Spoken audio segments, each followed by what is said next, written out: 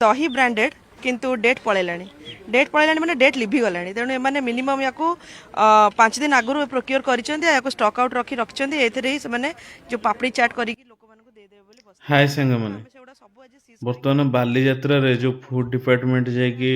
ମାନେ ରଙ୍ଗ ଫଙ୍ଗ ଯେତେ ଇନଭେଷ୍ଟିଗେଟ୍ ପ୍ରକାର ବ୍ରାଣ୍ଡ କରୁଛନ୍ତି, ଅଛି ସବୁ ରଙ୍ଗ ପାଇଁ ଯାଇକି ଦିଆହଉଛି ଖାଦ୍ୟ ଡେଷ୍ଟ୍ରୟ କରୁଛନ୍ତି। ବାରମ୍ବାର ମନା ବି ମୁଁ କରାହଉଛି କହିବା ଆପଣ କଥା ସେଗୁଡା କେବଳ କାହିଁକି ମାନେ ବାଲିଯାତ୍ରାରେ ୟୁଜ ନ କରିବା ଆପଣ ପାଇଁ ପ୍ରତ୍ୟେକ ଜାଗାରେ ସେଗୁଡାକ ସବୁ ପ୍ରତି ରହିଛି ତାପରେ ଭୁବନେଶ୍ୱର ମଗଜ ହେଇଗଲା ପ୍ରତି ଆମର ଦୋକାନରେ କାହିଁକି ବହୁତ ଯାଇକି ବହୁତ ଚେକ୍ ଡିସିଜ ସବୁ କରୁନାହାନ୍ତି? ଅଛି ଯୋଉଥିରେ ଆମେ କେବଳ କ'ଣ ମାନେ ବାଲିଯାତ୍ରାରେ ହିଁ ଯୋଉ ତେଲ ଅଛି ମାନେ ଆମର ତେଲକୁ ଡିସପୋଜେବଲ ଗୋଟେ ଥର ୟୁଜ୍ କରିକି ଯୋଉଟା ପ୍ଲାଷ୍ଟିକ ତେଲ ଅଛି ପକେଇଦେବେ, ଅଲଗା ଜାଗାରେ ସେଇ ତେଲକୁ ଆମେ ତେଲକୁ ୟୁଜ କରୁଛୁ ମାସ ମାସ ଧରିକି ସେଇ ତେଲରେ ବରା ଛାଣିକି ପବ୍ଲିକ ପକୋଡ଼ି ପ୍ଲେସରେ ବି ଛାଣିକି ହଉଛି ପ୍ଲସ୍ ପୁରୀ ଆମର ଛାଣିକି ଦେବେ। ଟେଷ୍ଟିଂ ଲାବୋରେଟୋରୀ ଯେହେତୁ ହାଁ ଅଛି